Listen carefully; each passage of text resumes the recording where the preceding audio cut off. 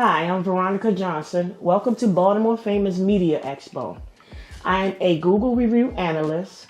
I have 5.6 million views on Google. I'm a local guide for Baltimore City. I usually do my reviews on restaurants, businesses, and any places that I go into that I feel need to have some type of recognition for the wonderful service they provide. But today, I'm going to be speaking about a clip that I stumbled across on Instagram from Baltimore History Channel. Here's the clip. This is Baltimore History Channel, which has two other channels. I want to give credit to them because they actually bring out the charm in Baltimore City. You can also find information on here that relates to this particular interview. It says, what thoughts do you have about this interview? Well, I have my thoughts on the interview, and once we get finished watching the clip, I'm going to share my thoughts on the interview. Big. Your guys' story has a lot of the Wire's storylines in them, and you don't believe how organized it is. And actually, what's funny is we've had drug dealers from Baltimore on the show, and they're like, Baltimore didn't run like that. It was very turned down. There weren't a lot of murders. New York guys ran everything because Baltimore cats are bumpkins. Mm-hmm. They're hicks. New York guys would come down there, make all the money, and just get the f- out. But you guys really ran that the way organized, organized crime style. I mean, yeah, we did to the best of our ability. But I think that the Wire was based a little after everybody turned on New York.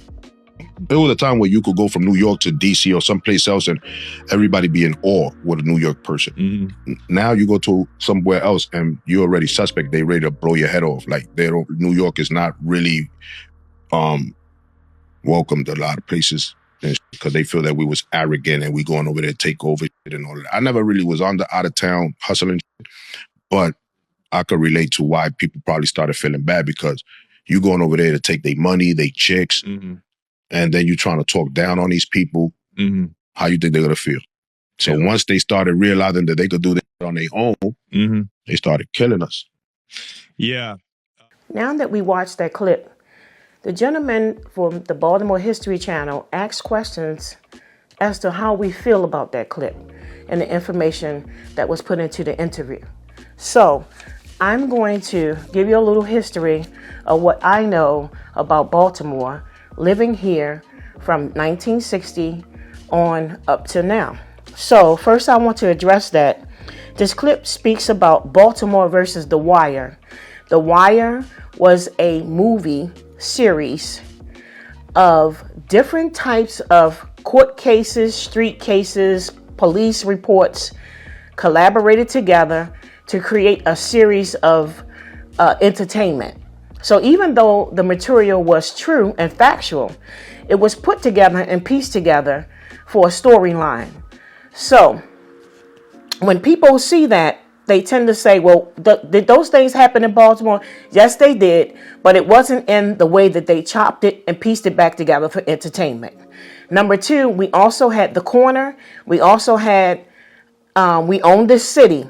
They were also material that was put together for entertainment. Okay, so when you speak about organized crime, you can also go back to this channel and you can see a clip that the gentleman did on the Gotti family. And I'm going to just pull it up with my phone. It says that the organized crime from New York City was based on the Gambino family, which had an active crew in Maryland. And this crew was responsible for the organization of collecting money and settling disputes. This is what the organization was for here in Maryland and how they worked together with the city of Baltimore. It was New York, Virginia, DC, Baltimore, New Jersey, and the other few states that worked together in organized crime. I think that if you guys don't know what organized crime looked like, you might want to check out Bumpy Johnson, Goodfellas, Scarface, and The Godfather. They were organized crime that were a family. And it's a difference between family and street crime. So actually the interview should have went organized crime and gang activity, because Baltimore had a organized system that was set up as a family. They were not gang related activities that were going on in Baltimore City. But for some reason, somehow between the 80s and up until now, they merged in gang activity. So organized family crime and gangs with gang activity is two different things. So I'm going to go over what those are. Okay? If you want to know what the gang activity look like, watch the movie Carlito's Way. Because Carlito says it to the guy in the movie. He says, we don't snatch chains, we don't rob old ladies. That's gang activity. That's not organized crime. Organized crime was a family. Gang is just whoever can come in, whoever can get out. They call themselves a family, but their whole motive was totally different from the drug life. Okay. Here in Baltimore, you can look at the history. In fact, you can Google this history of some of the major drug dealers in Baltimore, and those that stayed off of the scene. They did not want to be put in the newspaper or on the news. They didn't want that. They wanted to remain off the scene. So we had Maurice, which they call Peanut King. We had Frank Matthews, Melvin, and Thomas Joe the Dancer. And there were some others that had organized family in Baltimore. What I've learned from my experience is that from 1978 to 1982, I was in a relationship. I think when I turned 16, I ran away and I moved in with my boyfriend, whose boyfriend was a kingpin drug dealer in Baltimore City. So I got a chance to see how they live, the inside of how they ran things. They did not run it according to gang activity laws or what they're doing in the street. I don't know what they're doing, but I can tell you that what this gentleman spoke in the video is not it. Baltimore, the reason why they called it Charm City was because they were able to sit down in Baltimore and speak with people from other cities and work with them so that they all can get the money. Their goals were not to overtake. I don't know when that system came in. That's not a part of the family system. It was they went home and took care of their family and their city, and they all had that one goal, was to take care of their family and take care of their city. If people came in Baltimore during the 70s to try to take over, they found them at Gwynn Falls Parkway in the park. I have a family member who worked for Recreation and Parks, who cleaned the parks, and they found a lot of bodies in those parks because those people came from North Carolina and other places thinking that they were going to spy, set up. And you have to understand, everybody who came in Baltimore, people knew it. If they came east side, west side, any side, they knew them tags. If they seen some different tags in the area, they got those tags ran. They had police equipment. They had scanners. They had all kinds of equipment where they can find out if that's a family member. They checked first before they ran them out of Baltimore. And if they kept coming back, they found them somewhere. So I don't understand that part. So another part that got me about the clip was people were fascinated to see New York people. I don't know when that took place because, like I said, the people in Baltimore had family in New York. They had family in New Jersey. They had family in D.C. They had family in Virginia. And they had family in North Carolina. So everybody knew who family was who. So I'm going to tell you this. When the guys who were the kingpins that I grew up on, I'm just going to tell you, I'm just going to run this list down of what I saw, okay? This is Baltimore. This is Charm City. They encouraged us to stay in school. They did not get high. They counseled each other on family issues. They had dinner together. They took days off together. They made sure that child support was paid, all their baby mamas was taken care of. They made sure that none of them had parking tickets or any type of outstanding issues that would bring heat to what they were doing. They did not do business on Sundays. They did not tolerate gang activity or harm or danger children, women, those that were disabled, nor did they murder for anyone for no cause at all. So they weren't going out just shooting up people, killing people for no reason at all. That was not family activity. That's gang activity. That's something totally different that developed into what they call the drug culture or the drug life. Those that terrorized the neighborhood was found somewhere. You know, if it was a family member, they told them, get your family member. You know, they're doing things to other people who are in the family. They're hurting and harming them.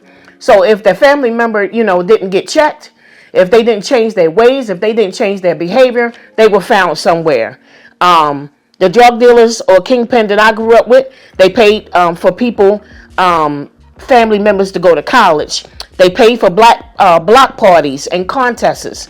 They had Afro Cleanup Block in Baltimore. It was the drug dealers that funded the Afro Cleanup Block. They would give the people and the women in the neighborhood the money to go out to buy those materials that they needed so that their neighborhood would be number one in the contest. And then they would bet on the side to see whose neighborhood won the contest. They funded church events. They would shut the streets down. They paid for the DJ. They paid for the food. They paid for funerals. They paid for commissary for family members who went to prison, and they took care of their children. They were organized. They had codes. They had principles. They had morals. They had rules. They were organized with a purpose. Some of them were in college, going to school to be lawyers. Some of them were going to school to work in the banking system so that they can set up an organized system where they can have a city within a city, where they own property and stores. A lot of them had stores, clothing stores, pool halls. They had clubs. They were the type of organized family that you wanted to be a part of, not this gang activity. They didn't tolerate gang activity. They ran those people off the streets. They ran them out of Baltimore. If they couldn't talk to them or try to get them to change their ways, they got rid of them, because that's not what they wanted in Baltimore. Baltimore was, even though they did what they did and it was not good, it was for a particular purpose and a particular reason. They tried to save the young people in Baltimore City. And they would say, hey, don't be like us. Don't do this. We got caught up in this, but we have a plan. They never wanted to be in it for the rest of their life. Their plan was to accumulate property, accumulate stores, and, you know, they had a vision for what they were doing. So I don't understand how this gentleman in this video, where he got his history and his information, the one that's doing the interview, calling Baltimore Hicks and whatever, I don't even know those terminologies where he got them from. And it was, it's really a disgrace to those, number one, who were kingpins at the time when Baltimore was organized, and they understood the codes, the values, the principles, the laws, and how they operated in true organized family crime, and not this gang activity that came in where everybody was getting high. And I think that rode in with the crack around in the 80s. That's when you begin to see the organization of crime go down as far as the value of it and their codes and their principles. Now this gang activity came in with the crack, and you see people just driving by, shooting people for no reason, killing women, killing children. You know, like Baltimore has really lost its way. And the way was, even though we had what we had going on in the streets, we were still Charm City. We were still Baltimore, and we still kept our neighborhoods intact. They paid people rent. They paid their gas and electric. They made sure people didn't get evicted. So they were organized drug dealers with a purpose. They were organized family with codes, principles, morals, and they took care of their neighborhood and they took care of their city. So that is my response to the video. And when you guys get a chance, go to the Baltimore History Channel and check out that channel. I want to say to the gentleman or whoever put that channel together, I love it. It really shows the community of Baltimore and how it really was from the beginning. My name is Avon Bellamy. When I was on the streets hustling and doing things in Baltimore, they called me Lawrence Street Reds, Pennsylvania Avenue Reds. That was my title, Reds. I lived at 555 Lawrence Street. I don't know, the last time I was down there, it looked nothing like it looked when I grew up there. I hung on the avenue for a while. I was on the avenue from, I guess, about 14 years of age, which was 1955, until about 1964, 65, and that I had calmed down a little bit by then and was into some other things. Thank God for God is what I would have to say. Now, a lot of that stuff is going to be in this book. You know, this is a book that I recount some of the information in, and it's basically, you know, major parts of my life story. I'll put it that way. It's not all of my life story, because all of my life story is going to take in a whole bunch of people that some of them have litigious relatives, and I don't want to be in a position where somebody's trying to sue me for saying some things. I've already experienced that trying to happen to me. But anyway, this book, which, you know, tells major portions of that, is that would be a recounting of my life between those years and beyond. There are beyond stories in the book too.